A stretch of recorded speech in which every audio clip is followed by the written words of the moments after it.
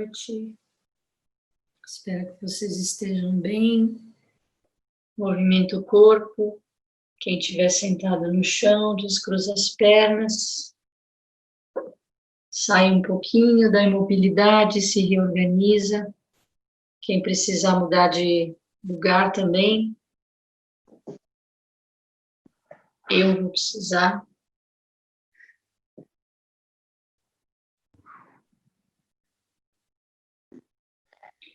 E a gente se reorganiza para ouvir Charlotte Jokubek Roshi.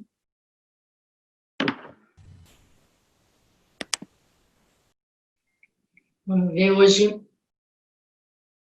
aonde ela vai tocar cada um de nós.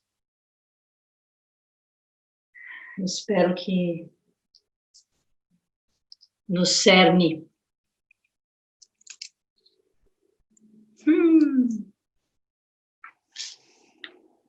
Depois ela ter falado sobre não ter esperança, né? Ou sobre esperança, ou sem esperança. Depois do medo, sem esperança, ela vai falar amor.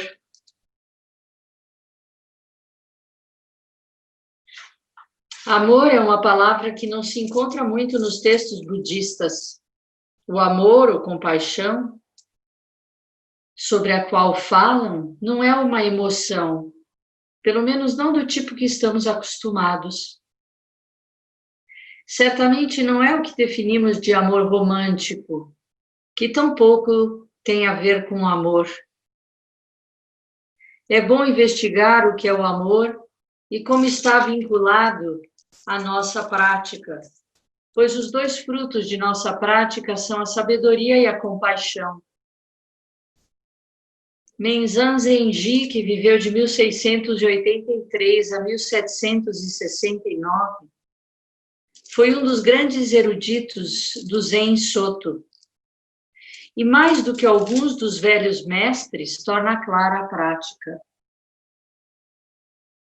Às vezes lemos os artigos, os antigos textos, e formamos uma imagem da prática que não tem relação alguma com a compra do pão na padaria. As palavras de Menzan Zenji são nítidas. Quando pela prática você conhecer toda a realidade do Zazen, o bloqueio paralisado da emoção-pensamento naturalmente se desvanecerá. Mas ele afirma, se você pensa que eliminou o pensamento ilusório, em vez de esclarecer como a emoção-pensamento se derrete, a emoção-pensamento surgirá de novo. Como se você tivesse cortado o talo de uma folha de grama ou o tronco de uma árvore, deixando a raiz viva. Muitas pessoas pensam de modo equivocado que a prática é eliminar os pensamentos ilusórios. É claro que os pensamentos são ilusórios. Porém, como ele disse, se você os corta em vez de os esclarecer, como a emoção-pensamento se derrete, você aprenderá muito pouco. Muitas pessoas passam por experiências de iluminação. Contudo, porque não esclareceram como a emoção-pensamento se dissolve, os amargos frutos da emoção-pensamento serão seu alimento na vida diária. Menzan Zenji escreve o seguinte: emoção-pensamento é a raiz do delírio. É a vinculação obstinada a um ponto unilateral de vista, formado por nossas próprias percepções condicionadas. Grande parte da prática deste centro gira em torno de esclarecer como a emoção-pensamento se dissolve. Primeiro, temos de ver o que são os pensamentos emocionais centrados no eu, com os quais nos debatemos o tempo todo. Ele afirma que a ausência de tais pensamentos é o estado de iluminação, o Satori em si. Sem exceção, estamos todos presos às emoções e pensamentos, mas em grau muito variáveis. Há uma imensa diferença entre alguém que está 95% do tempo preso nessa teia e alguém que está 5% preso. Estritamente falando, os relacionamentos aplicam-se a todas as coisas. A xícara, o tapete, as montanhas, as pessoas. No entanto, em termos da palestra de hoje, estamos nos referindo a relacionamentos que envolvem pessoas, porque parece que sempre são os causadores das maiores dificuldades. Se não estivermos nos escondendo dentro de uma caverna pelos últimos 20 anos, estaremos envolvidos numa relação com alguém. Nela sempre existe um amor genuíno e um amor falso. O quão genuíno é nosso amor? Algo que depende de como praticamos com o amor falso, que se alimenta das emoções, pensamentos com expectativas, esperanças e condicionamentos. Quando não vemos o vazio da emoção, pensamento, esperamos que nossa relação nos faça bem, enquanto ela alimentar nossa imagem de como as coisas supostamente são, pensamos que é uma grande relação. Contudo, quando vivemos em íntima ligação com alguém, essa espécie de sonho não tem muitas chances de sobreviver. Conforme o tempo vai passando, o sonho se desfaz sobre o impacto da pressão e descobrimos que não podemos manter nossas belas imagens dos parceiros e de nós. Claro que gostaríamos de manter a imagem idealizada que temos de nós mesmos. Gostaríamos de acreditar que sou uma boa mãe, paciente, compreensiva, sábia. Se pelo menos meus filhos concordassem comigo, seria tão bom. Porém, este absurdo das emoções e pensamentos dominam nossas vidas. Principalmente no amor romântico. Na realidade, a emoção, pensamento sai de controle. Espero do parceiro que corresponda à minha imagem idealizada de mim mesma. Quando ele deixa de agir assim, o que não tardará muito, digo, acabou a lua de mel. O que há de errado com ele? Está fazendo todas as coisas que eu não suporto? E fico me perguntando, por que sou tão infeliz? Meu parceiro não me convém mais, ele não reflete a imagem onírica que alimento a meu respeito. Ele não promove meu conforto e meu prazer. Nenhuma exigência emocional tem alguma coisa que ver com amor. Quando o quadro se desmantela em pedaços, e isso sempre acontece num relacionamento íntimo, esse amor se transforma em hostilidade e discussão. Portanto, se estamos numa ligação estreita, viveremos de tempos em tempos alguma dor, porque nenhuma relação jamais nos preencherá por completo. Não há meios de vivermos alguma vez com alguém que nos agrade de todas as formas que desejamos incessantemente. Por consequente, como enfrentarmos tais decepções? Devemos sempre praticar a aproximação cada vez maior de nossa dor, de nossas decepções, de nossas esperanças perdidas, de nossas imagens estilhaçadas. Essas vivências são, em essência, não verbais. Devemos observar o conteúdo do pensamento até que se torne neutro, neutro o suficiente a ponto de podermos entrar na experiência direta e não verbal da decepção e do sofrimento. Quando sentimos de modo direto o sofrimento, pode começar a dissolução da falsa emoção e emergir a verdadeira compaixão. Cumprir nossos votos é a única coisa que podemos fazer por outra pessoa. Quanto mais praticamos ao longo dos anos, mais desenvolveremos uma mente aberta e amorosa. Quando o desenvolvimento estiver completo, o que significa que não existe nada sobre a face da Terra que julguemos, esse é o estado de iluminação e da compaixão. O preço que temos de pagar é essa prática de toda uma vida, em cima de nosso apego às emoções e pensamentos, que formam a barreira ao amor e à compaixão.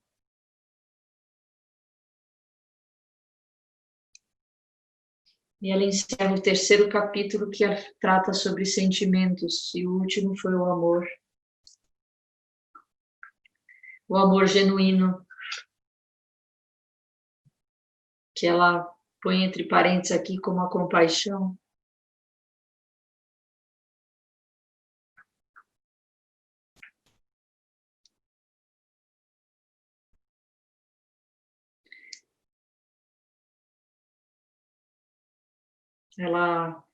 Ela traz essa ideia de emoção, pensamento, né? Ela até escreve emoção, traço, pensamento.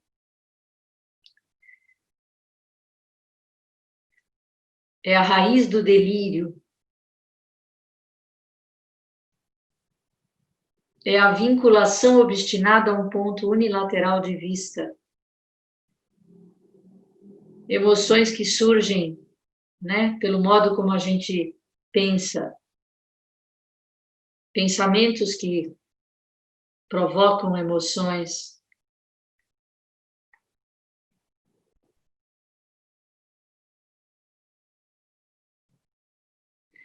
E eu também gostei disso quando ela fala disso. Não é só eliminar se você não esclarecer, né? De novo ela traz isso, como ela falou da raiva, né? Não é que eu não posso sentir. Tem que jogar luz, tem que esclarecer, tem que clarificar. Senão é como se você cortasse a folha da grama, né? Quando ela dá aquele exemplo do tronco da árvore sem mexer na essência, na raiz, né? Aquilo volta, aquilo vem de novo, é um equívoco.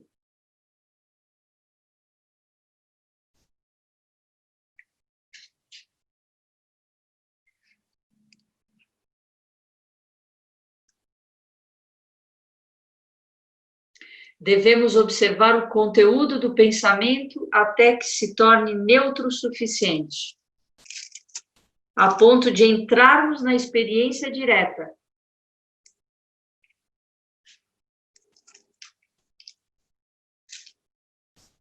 Alguém quer falar alguma coisa?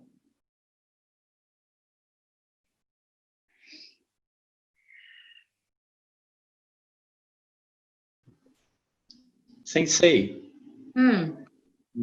você lendo esse capítulo, me veio muito uma imagem de Kanon, que é o Bodhisattva da compaixão, e a gente sempre associa mais ao feminino, e você insiste em dizer que não tem um sexo, né, que é feminino ou masculino, mas está imbuído esse todo, né?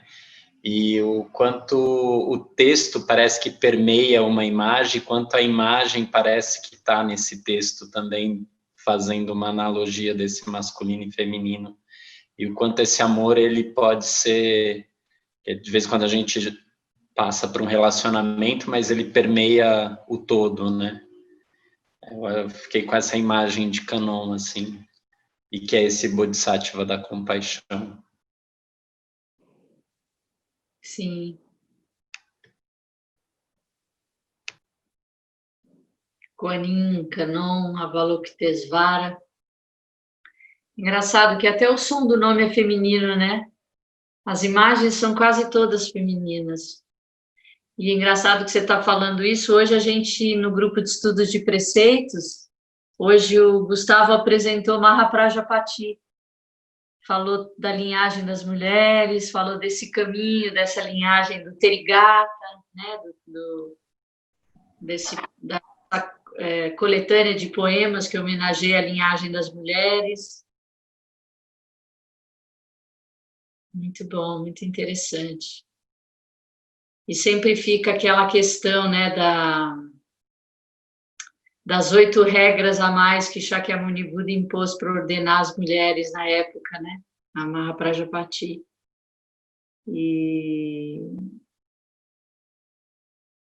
é bem bonito de você entender o porquê dela não ter dado importância a isso, né? Dela entender que era mais importante entrar na linha de consanguinidade, né? Era mais importante fazer parte da ordem e mudar de dentro da ordem, né?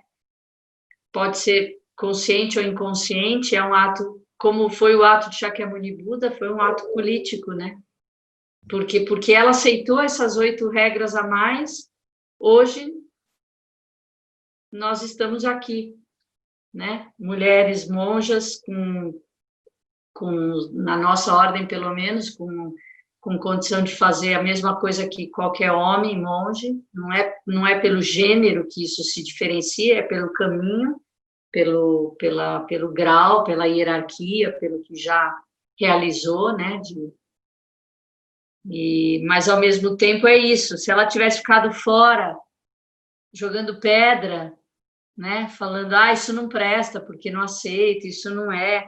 Não, ela reconheceu que ela respeitou. Primeiro, ela teve fé no Dharma, nos 3 tesouros. Ela teve fé que Shakyamuni Buda tivesse fazendo isso ou cuidando para que isso fosse feito da melhor maneira possível, né? E ela não questionou, ela entrou nessa ordem. E, enfim, achei curioso você falar desse aspecto de Kanon, do feminino, né, também. Você está falando isso agora, Sensei? Parece que é uma parte do texto que fala sobre o esvaziamento do pensamento para a experiência direta. Sim. Então, assim, não importa se vai ter 8 regras a mais, se vai pedir para que eu vá fazer algo que seja injusto ao meu olhar.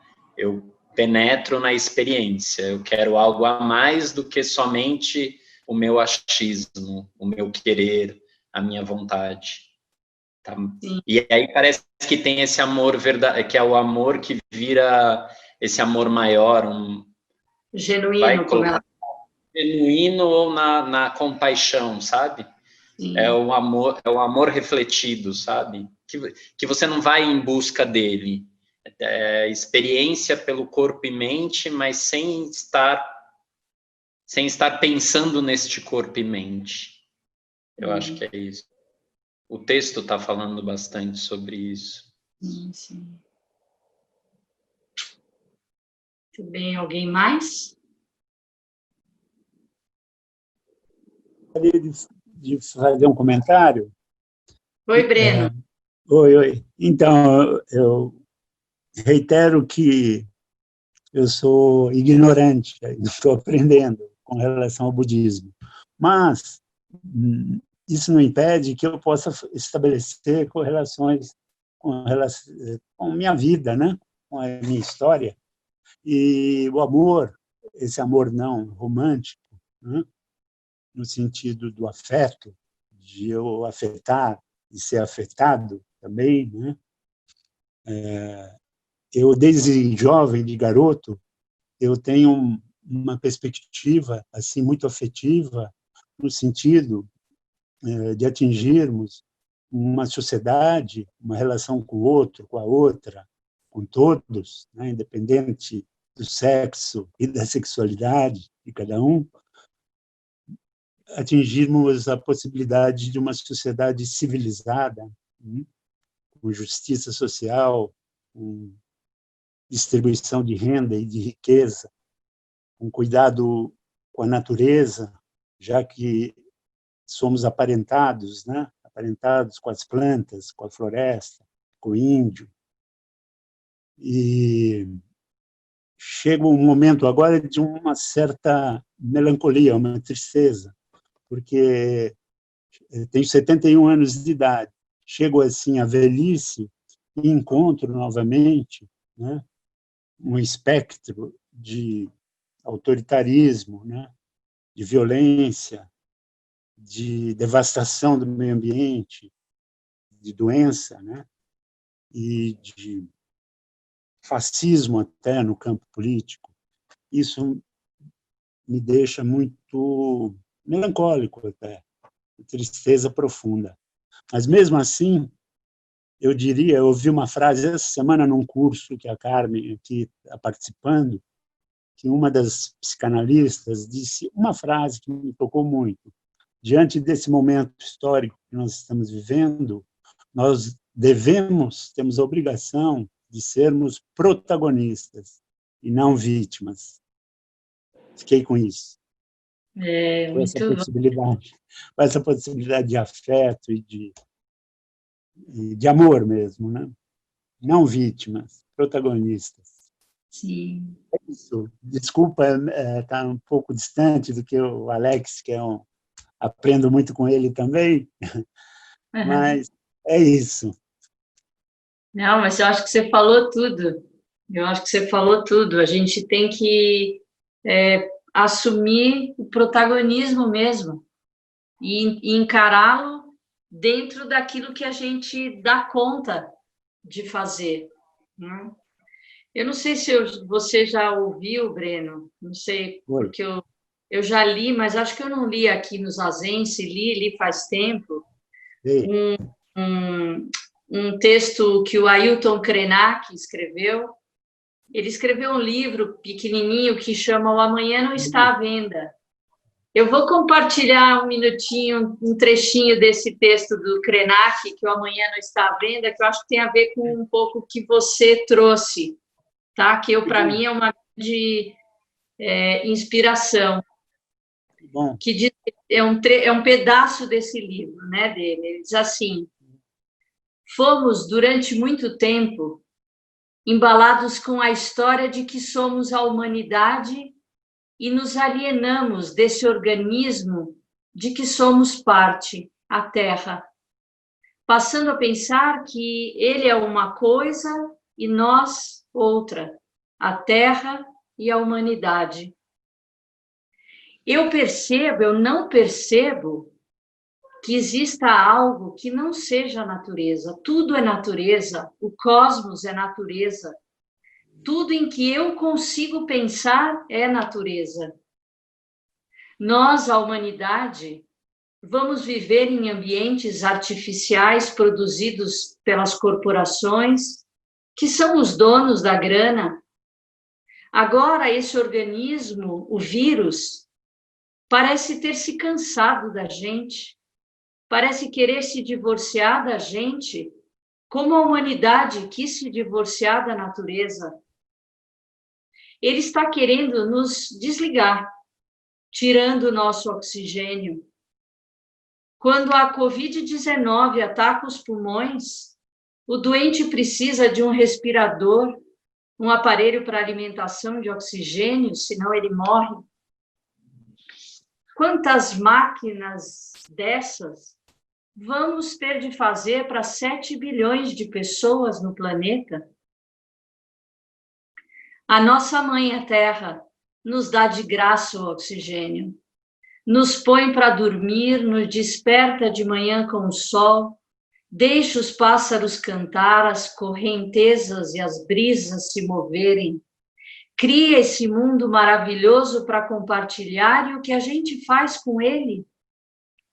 O que estamos vivendo pode ser a obra de uma mãe amorosa que decidiu fazer o filho calar a boca, pelo menos por um instante. Não porque não goste dele, mas porque quer lhe ensinar alguma coisa. Silêncio, filho.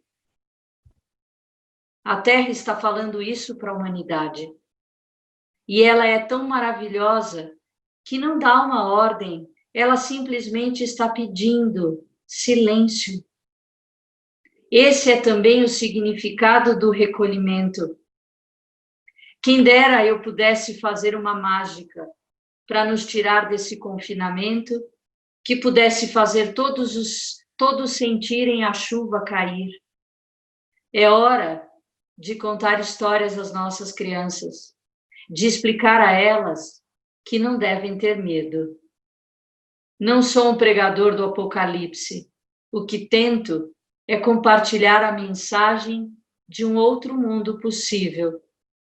Para combater esse vírus, temos de ter primeiro cuidado e depois coragem.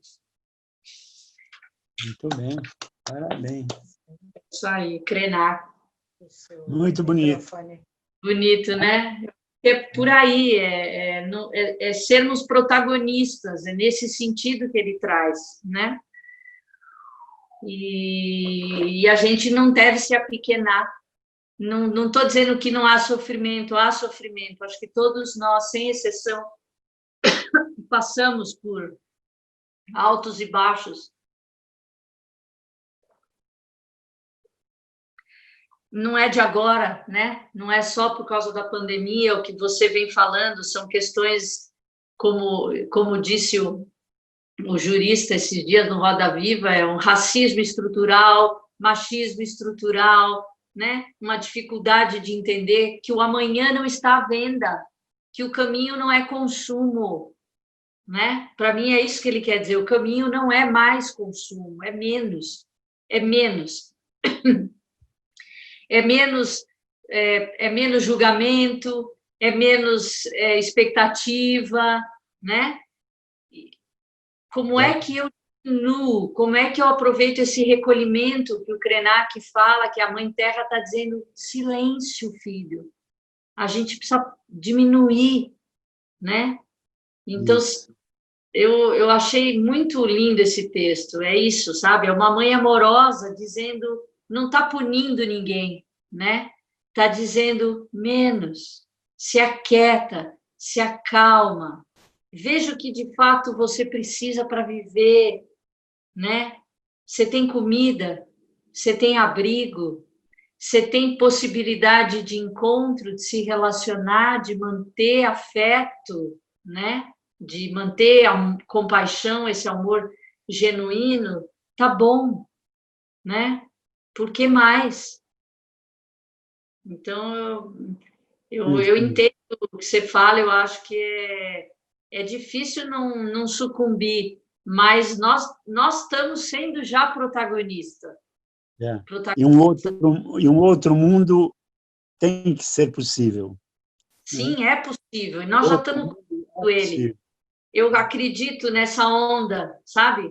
Que vem de tamanho proporcional. Se tem uma onda muito assustadora de uma coisa meio reacionária, né? Algo que a gente não imaginava mais ser possível acontecer, porque tem uma de igual tamanho ainda se elevando. A gente ainda talvez não esteja vendo, mas ela vai vir.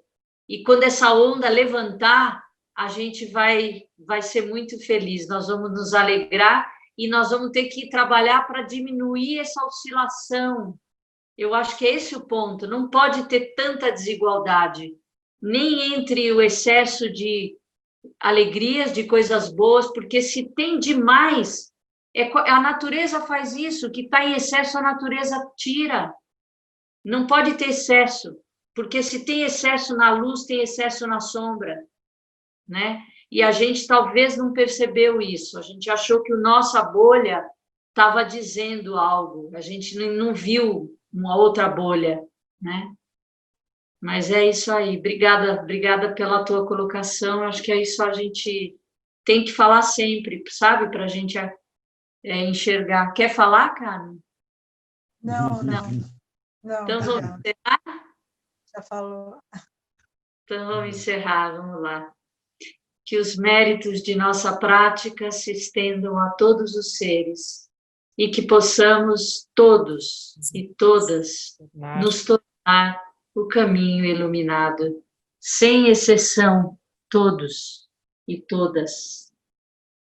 Seres humanos e não humanos, todos os seres da grande terra.